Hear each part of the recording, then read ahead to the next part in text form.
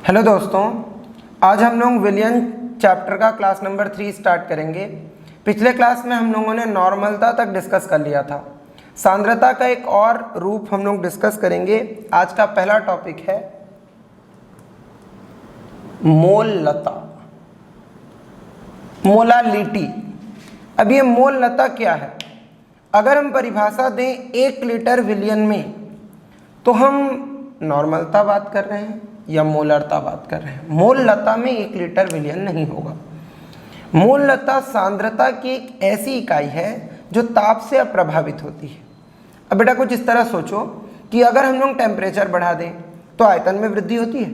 पता होगा तुमको, आयतन में तो वृद्धि होगी। एक बैलून है, उसमें हवा डाल दिए और उसको धूप में रख दिए या उसको किसी तरह से हम लोग गर्म करते हैं। तो अगर हम लोग उसको किसी तरह से गर्म करते हैं तो उसको बाहर से क्या मिलेगी? ऊर्जा। ऊर्जा से वो धीरे धीरे क्या होगा? फैलेगा।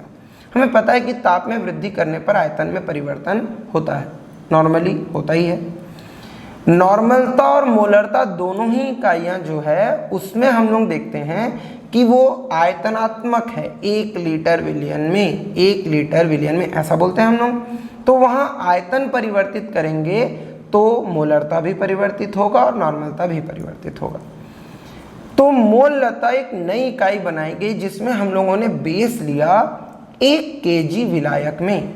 क्या बोलेंगे? 1 केजी विलायक में घुले विलेय के ग्राम मोलों की संख्या को, फिर से 1 केजी विलायक में घुले विलेय के ग्राम मोलों की संख्या को विलियन की मोललता कहते हैं। अब बेटा अगर मोललता परिभाषा के हिसाब से फॉर्मूला लिखें, मोललता बराबर होगा विलेय के ग्राम मोलों की संख्या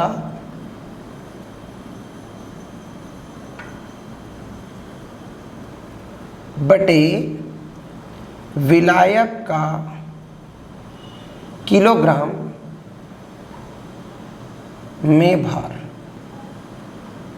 केजी में भार लेना है, ग्राम में हम भार यहाँ पर नहीं ले सकते, है ना। अगर ग्राम में लेंगे तो ऊपर में कितने का? 1000 का क्या करना पड़ेगा?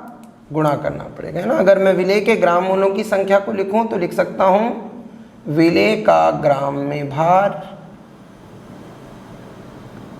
बटे क्या लिख सकते हैं? विलेय का अणुभार।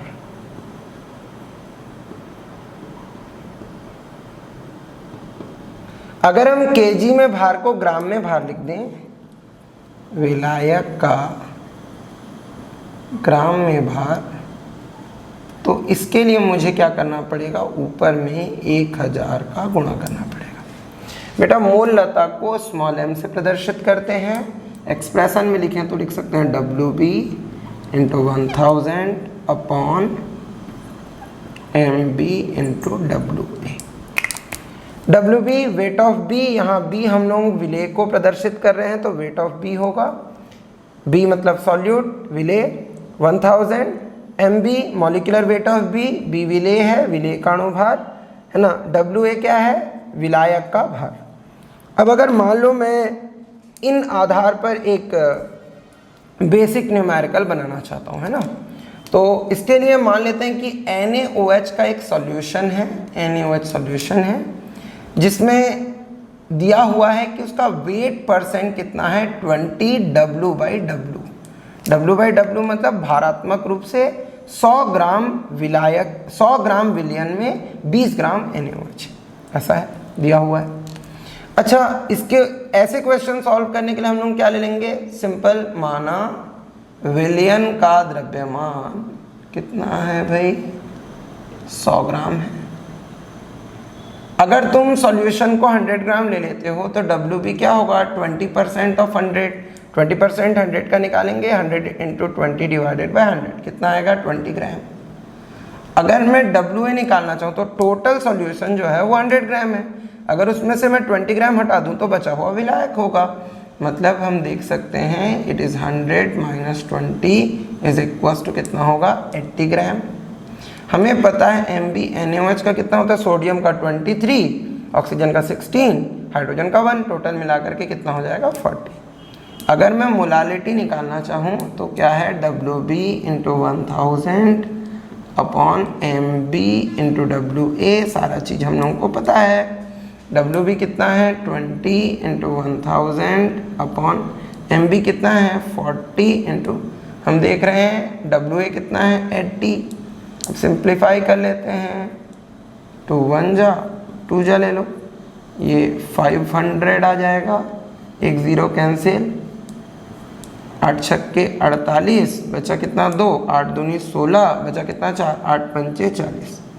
इतना यूनिट क्या होगा, यूनिट होगा इसका मोल पर केजी। क्या यूनिट होता है मोलालिटी का, मोल्स पर केजी। इसे हम मोलल भी पुकारते हैं, ऐसे मोलल भी पुकार सकते हैं। तो टोटल 6.25 मोल्स पर केजी होगा। वैसे मोलालिटी के और बहुत सारे क्वेश्चन पॉसिबल है बेटा, बट हम लोग उसको एक बार जब थ्योरी कंप्लीट कर लेंगे तो लास्ट में कुछ स्पेसिफिक न्यूमेरिकल्स के टर्म में डिस्कस करेंगे। मैं बस थोड़ा सा फेमिलियर करा रहा था, ठीक है। नॉर्मेलिटी से मोलालिटी निकालने के लिए बोला जा सकता है, मोलारिटी से मोलालिटी निकालने के लिए बोला जा सकता है, हमको मोल फ्रैक्शन या मोल प्रभाज से मोललता निकालने के लिए बोला जा सकता है। अलग अलग क्वेश्चन हो सकते हैं इसके, उनको हम लोग डिटेल में सेशन थ्योरी सेशन कंप्लीट होने के बाद important numerical for board exam करके उसको पढ़ेंगे, ठीक है। बट बाकी मोललता एक सिंपल सा टॉपिक है, वो हो गया कंप्लीट। बेटा अगला टॉपिक है मोल प्रभाज। प्रभाज का सीधा मतलब होता है हिस्सा। हिस्सा पता होगा तुमको, अगर घर में तरबूज लाया गया और तुम लोग 2-3 बच्चे हो तो तुम्हारा हिस्सा कितना होगा, आधा होगा कि चौथाई होगा। ये जनरली हिस्सेदारी जो है वो हम लोग प्रभाज में समझते हैं, है ना। प्रभाज का वैसे तो मतलब एक तरह का भिन्न होता है जब हम लोग डिवाइड कर देते हैं किसी चीज़ से, है ना। सोचो कि तरबूज है, तुम और मैं हूँ, दोनों आधा आधा खाएंगे, आधा तुम्हारा आधा मेरा, फट से इमेजिन किया तुमने, वो जो आधा है वही क्या है प्रभाज, ठीक है। तो अगर मोल में हम देखें प्रभाज तो उसे क्या कहेंगे, मोल प्रभाज। अगर हम हिस्सेदारी देखें कहाँ, मोलालिटी में, मोल में, तो उसको बोलेंगे मोल प्रभाज। इसे जनरली हम लोग काई से प्रदर्शित करते हैं, वैसे स्मॉल एक्स टाइप का लिखते हैं बट पुकारेंगे क्या इसको, काई, ऐसे काई पुकारते हैं, ठीक है। काई से प्रदर्शित करते हैं। अब मान लेते हैं कि एक विलयन है जिसमें बहुत सारे घटक हैं, एक विलयन जिसके घटक अपन ले लेते हैं A B C and so on, है ना। बहुत सारे घटक हैं, पानी में नमक डाल दिया, फिर शक्कर भी डाल दिया, फिर जलजीरा भी डाल दिया, फिर मिर्ची भी डाल दिया, फिर हल्दी भी डाल दिया, फिर तुमको पिला दिया गया। नहीं पिलाऊंगा यार, मजाक कर रहा हूँ। देखो विलयन में बहुत सारे क्या हैं, घटक हैं। अगर मेरे को कोई एक घटक का मोल प्रभाज निकालना है, काई ए, एक घटक ए का मोल प्रभाज क्या होता है, ए के मोलों की संख्या बटे विलयन में उपस्थित कुल मोलों की संख्या। मतलब ए के मोलों की संख्या जोड़ दो, फिर बी, फिर सी, फिर टेस्ट ऐसे जोड़ते जाओ, अब जितने भी घटक हैं। तो इस तरह से हम लोग अगर किसी भी हिस्से का किसी एक घटक का मोल प्रभाज निकालना चाहें तो वो क्या होगा, घटक का मोल प्रभाज बराबर घटक के मोलों की संख्या बटे विलयन में उपस्थित कुल घटकों के कुल मोलों की संख्या, कुल मोलों की संख्या भी बोल सकते हैं, है ना। विलयन के किसी घटक का मोल प्रभाज अगर परिभाषित करना चाहें तो इस तरह परिभाषित कर सकते हैं, किसी घटक का मोल प्रभाज विलयन में उस घटक के मोलों की संख्या व विलयन के कुल मोलों की संख्या का अनुपात होता है। एक बार फिर से, विलयन में किसी घटक का मोल प्रभाज उस घटक के मोलों की संख्या और विलयन के कुल मोलों की संख्या का अनुपात होता है, का रेशियो होता है। सिंपल है। अच्छा, काई ए मिल गया अभी हमको। अगर मैं एक द्विअंगी विलयन ले लेता हूँ, कैसा विलयन ले रहे हैं भाई, द्विअंगी विलयन, मतलब एक ऐसा विलयन जिसके दो घटक हों, ए एंड बी, इसमें केवल दो ही घटक हैं, ए एंड बी। तो इसके लिए अगर मैं काई ए लिखूँ तो क्या आएगा, काई ए होगा N A upon N A plus N B, क्योंकि दो ही घटक हैं। तो इसी तरह से अगर मैं काई बी लिखूँ तो क्या आएगा, N B upon N A plus N B. चलो अपन करते क्या है, काई और काई बी को जोड़ देते हैं। चलो कर लेते हैं, chi A plus chi B is equals to N A upon N A plus N B plus N B upon N A plus N B. ये क्या हो जाएगा, Na plus NB upon Na plus NB is equal to कितना हो जाएगा। इसका मतलब कुल प्रभाज हमेशा कितना होता है, 1। इसको कुछ ऐसे समझते हैं, सोचो कि भी अगर मान लेते हैं हम लोग एक सिंपल सा कोई बिजनेस कर लेते हैं ना, मान लेते हैं तुम टमाटर उगाते हो, तुम किसान हो, मैं तुमसे लेता हूँ और टमाटर बेचता हूँ, हम दोनों की पार्टनरशिप है।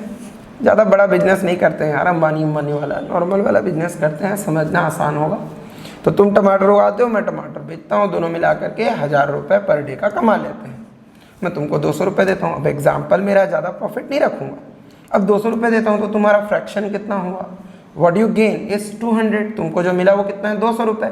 टोटल अमाउंट ऑफ अर्निंग कितना है, वो है 1000। तो 200 बाई 1000 कितना आएगा, 1/5। ठीक है, 200 बाई 1000 कितना आएगा, 1/5। वो है प्रभाज। ठीक है, अच्छा मैक्सिमम कितना दे सकता हूँ मैं 1000 से, ये पूरा तुमको दे दिया तो 1000 बाई 1000 कितना आएगा, 1, वो मैक्स फ्रैक्शन है। अच्छा मिनिमम कितना आएगा फ्रैक्शन, 0 नहीं दूंगा, बोला भगा दिया, भग गए यहाँ से, नहीं दूंगा तेरे को पैसा, कहाँ का तेरा पैसा बोल दिया। तो तुमको कितना मिला, 200 नहीं 0/1000 कितना 0। तो उस केस में प्रभाज कितना निकला, 0। तो प्रभाज का मिनिमम वैल्यू कितना होता है, 0। मोल फ्रैक्शन का मिनिमम वैल्यू कितना हो सकता है, 0। मैक्सिमम वैल्यू कितना हो सकता है, 1। क्या 1 से ज़्यादा हो सकता है, पॉसिबल नहीं है। क्या 0 से कम हो सकता है, पॉसिबल नहीं है। नेगेटिव का कोई मतलब ही नहीं बनता। समझ में आए। तो काई की वैल्यू हमेशा ही कितनी होगी, 0 और 1 के बीच में वैरी करेगी। वो कभी भी 1 से ज़्यादा नहीं होगी और कभी भी 0 से कम नहीं होगी, 0 और 1 के बीच में वैरी करेगी। हम लोग अगर एक वैल्यू जैसे काई भी निकाल लिए तो काई ए निकालने के लिए 1 माइनस काई बी कर लेंगे, वहाँ से भी निकल जाएगा। मान लेते हैं ये द्विअंगी विलयन था तो उसमें chi A plus chi B is equal to 1 आया था। अगर त्रिअंगी विलयन होगा तो chi A plus chi B plus chi C is equal to 1 आएगा। इसी तरह से हम लोग सॉल्व कर सकते हैं, सिंपल है। अब मान लेते हैं कि एक बेसिक सा मैं कोई क्वेश्चन सॉल्व कर ले रहा हूँ, एकदम बेसिक सा है ना। अभी मान लेते हैं एसिटिक एसिड और वाटर का एक सॉल्यूशन है। किसका है, एसिटिक एसिड और वाटर का सॉल्यूशन। ठीक है, इसमें यह बोला गया है कि 30 ग्राम एसिटिक एसिड को 180 ग्राम वाटर के साथ मिक्स किया गया है। मतलब दिया हुआ है weight of B, WB, B यहाँ पे हम लोग किसको ले रहे हैं, एसिटिक एसिड को, और एक किसको ले रहे हैं, वाटर को। WB कितना दिया हुआ है, 30, और WA कितना दिया है, 180। ठीक है, अच्छा MB कितना होता है, एसिटिक एसिड के लिए होता है 60, और MA कितना होता है तुम्हें पता है, वो 18 होता है, 18 होता है वाटर के लिए। चाहो तो जोड़ करके भी देख सकते हो।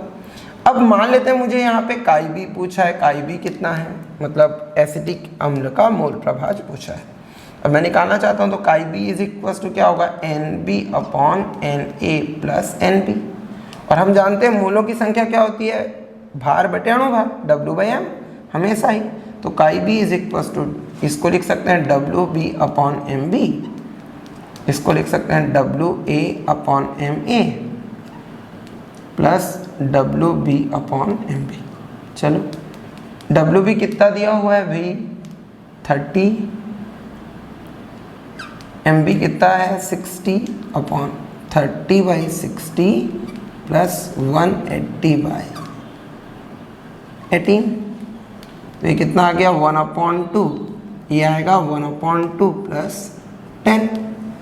तो ये इसका अगर हम लोग LCM लेंगे तो ये आ जाएगा 2, ये 20 प्लस 1 21 हो जाएगा।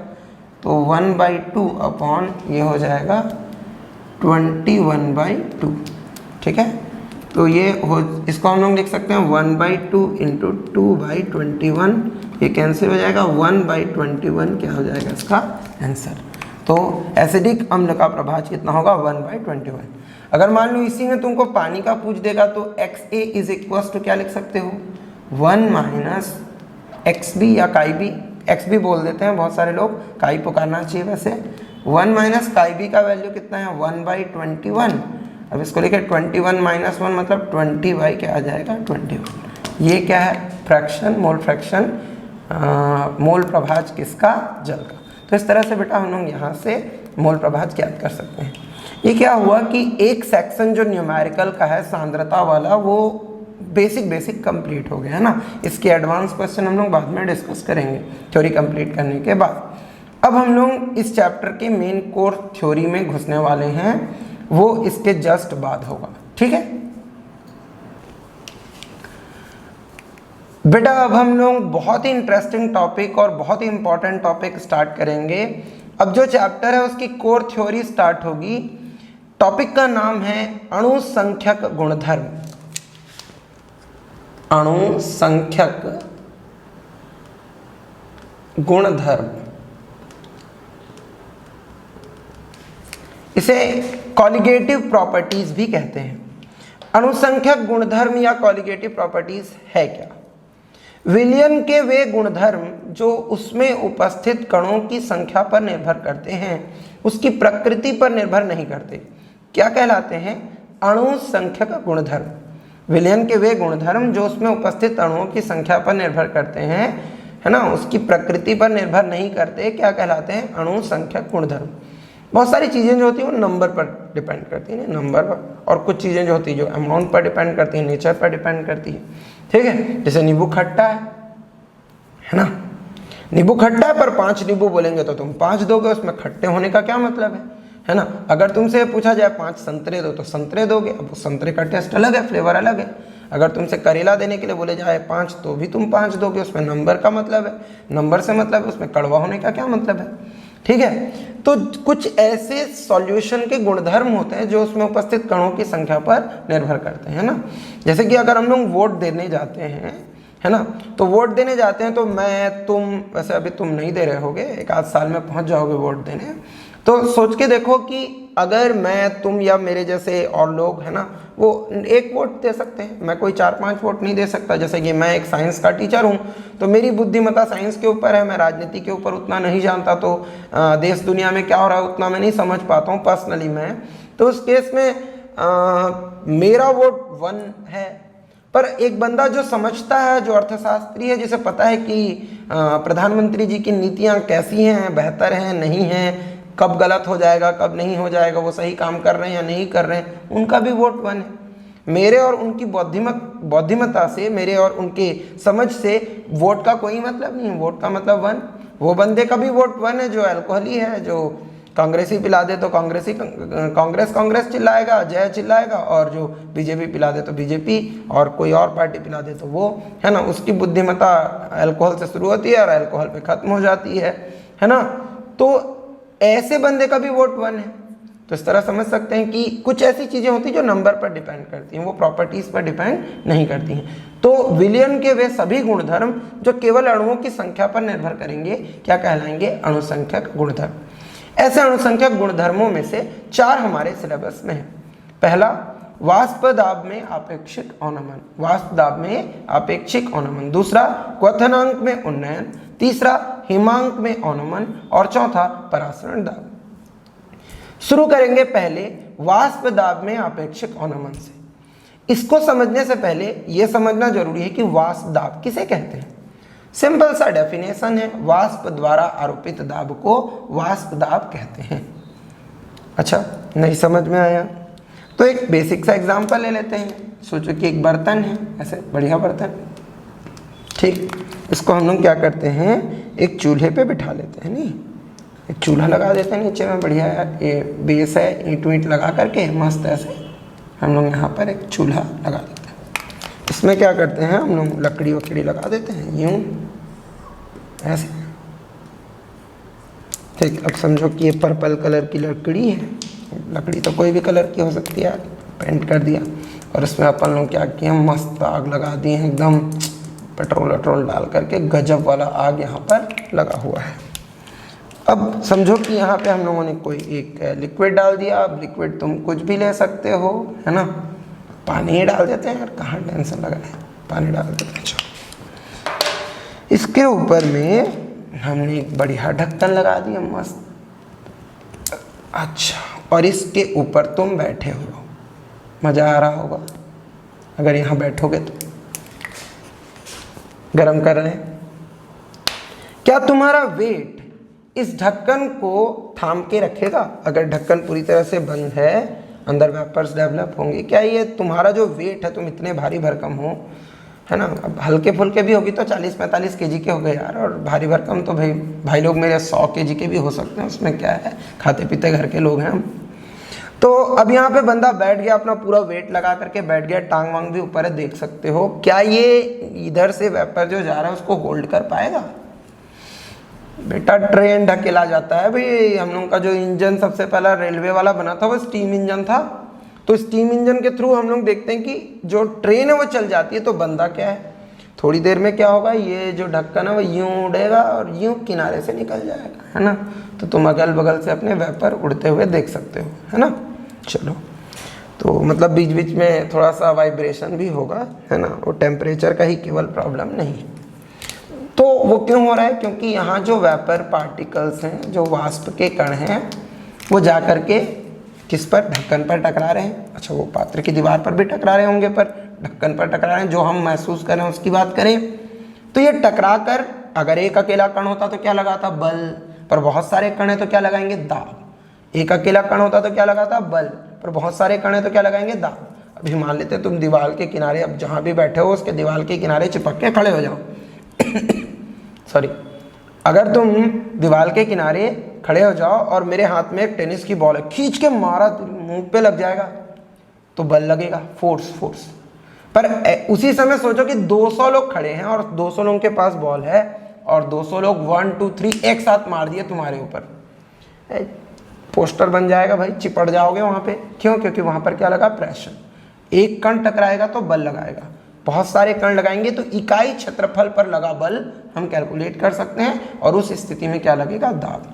यही दाब अगर वाष्प लगाए तो हम क्या बोलेंगे उसे, वाष्प दाब। क्या बोलेंगे उसे, वाष्प दाब। तो वाष्प दाब किसे कहते हैं, समझ गए होंगे, वाष्प द्वारा आरोपित दाब क्या कहलाता है, वाष्प दाब।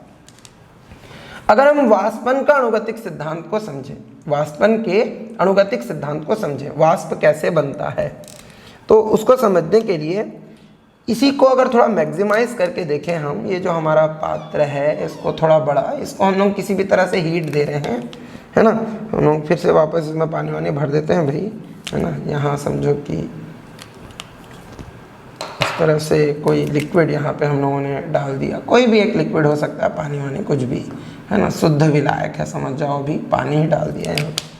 चलो, यहाँ पे मैंने क्या डाल दिया, H2O डाल दिया, और मैं इसको नीचे से क्या दे रहा हूँ, हीट दे रहा हूँ, उष्मा दे रहा हूँ, किसी तरह से उष्मा इसको दी जा रही है ना। कोई भी चूल्हे में रख दिया, हीटर में रख दिया, इंडक्शन हीटर में रख दिया, जहाँ तुम्हारा मन करे वहाँ रख दिया, हीट मिल रहा है।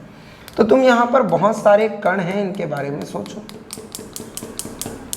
ठीक है। जैसे ही उष्मा मिलेगी, हीट मिलेगा, तो क्या होगा, यहाँ का जो कण है, जो पात्र के पहले तो पात्र गर्म होगा भाई, अब गर्म करेंगे हम, आग में रखेंगे, उष्मा देंगे तो पहले पात्र गर्म होगा, तो स्रोत से प्राप्त उष्मा के कारण पहले पात्र गर्म हो जाएगा, और पात्र क्योंकि एक चालक है तो वो उष्मा को ट्रांसफर कर देगा, तो वो कण जो पात्र के संपर्क में है वो एकदम उड़ जाएगा, है ना। मान लेते हैं कि तुम एक जगह बैठ रहे हो, अच्छा सीट है सोच के बैठ रहे हो, पर अगर वो सीट जो है वो गर्म तवा हो, डोसा बनने वाला, तो फिर उछल नहीं जाओगे, नीचे से मिलेगी ना ऊर्जा, उस ऊर्जा से तुम धड़ाम से उछलोगे।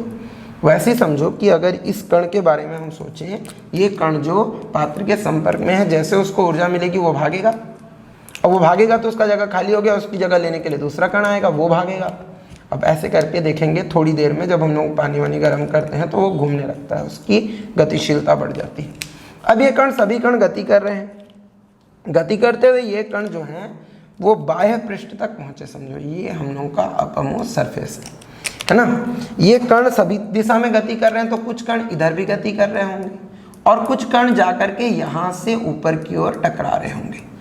अब ये बहुत सारे कण हैं तो ऊपर की ओर लगा रहे हैं, इसे हम बोलेंगे वाष्प दाब।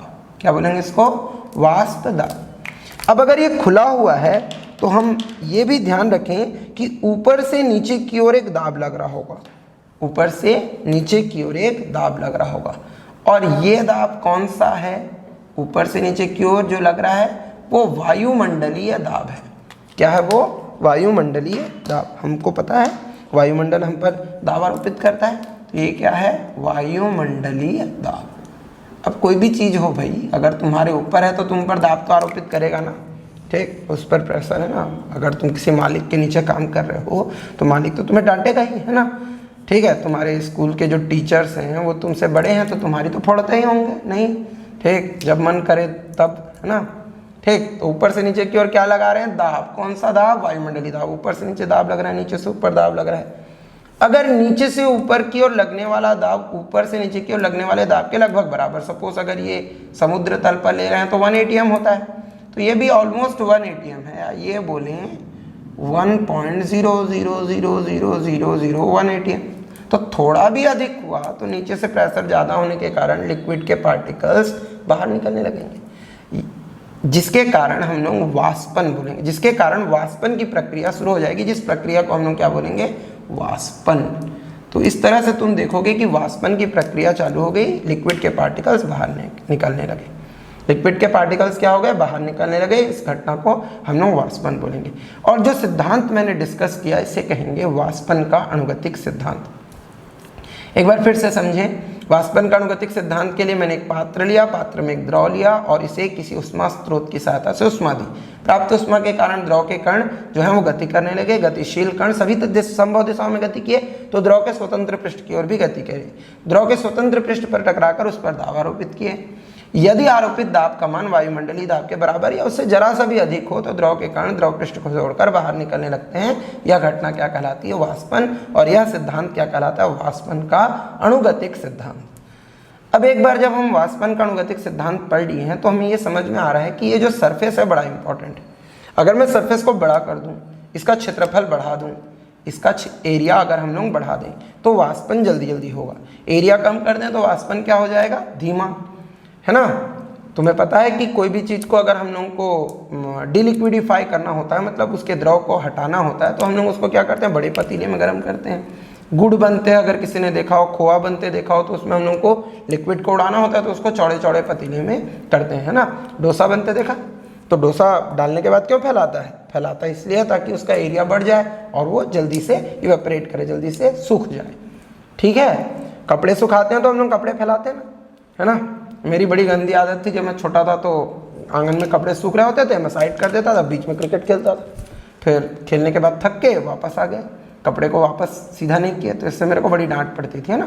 तुम लोगों को भी किसी समय पड़ती होगी। पर कपड़े अगर फैला दिए जाएं तो सूखेंगे, अगर समेट दिए जाएं तो नहीं सूखेंगे।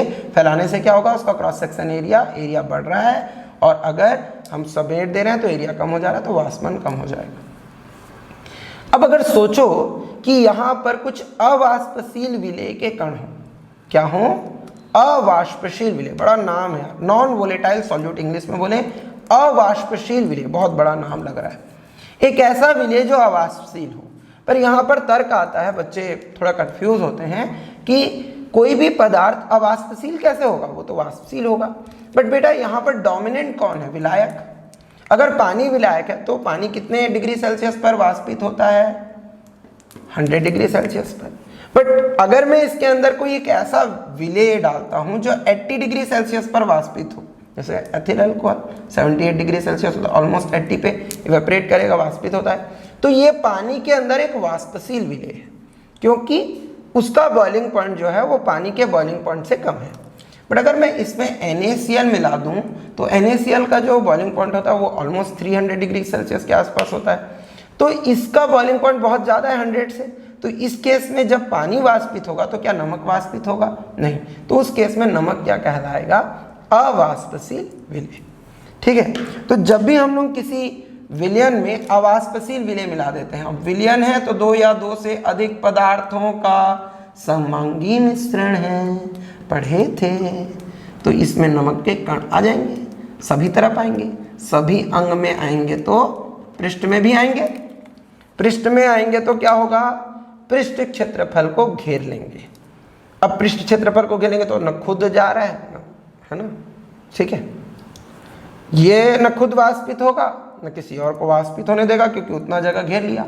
और एरिया जैसे ही कम होगा वाष्प दाब कम हो जाएगा, एरिया जैसे ही कम होगा वाष्प दाब क्या हो जाएगा, कम हो जाएगा। यह घटना कहलाती है वाष्प दाब में अवनमन। वाष्प दाब में अवनमन। बहुत इंपॉर्टेंट फैक्टर है, यहाँ पर तुम्हें ध्यान देना है। वाष्प दाब में अवनमन कहते किसे हैं? जब किसी शुद्ध विलायक में अवाष्पशील विलेय मिलाया जाता है। क्या मिलाया जाता है? अवाष्पशील विलेय, मतलब एक ऐसा विलेय जिसका क्वथनांक विलायक के क्वथनांक से अधिक है। अवाष्पशील विलेय मिलाया जाता है तब विलयन का वाष्प दाब, जो विलयन बन गया उसका वाष्प दाब, क्योंकि कुछ घेर लिया गया, वाष्प दाब शुद्ध विलायक के वाष्प दाब से कम हो जाता है। विलयन का वाष्प दाब किससे? शुद्ध विलायक के वाष्प दाब से कम हो जाता है। यह घटना क्या कहलाती है? वाष्प दाब में अवनमन। समझ में आया? वाष्प दाब में अवनमन किसे कहते हैं? जब किसी शुद्ध विलायक में अवाष्पशील विलेय मिलाया जाता है तो बनने वाले विलयन का वाष्प दाब शुद्ध विलायक के वाष्प दाब से कम हो जाता है। यह घटना वाष्प दाब में अवनमन कहलाती है।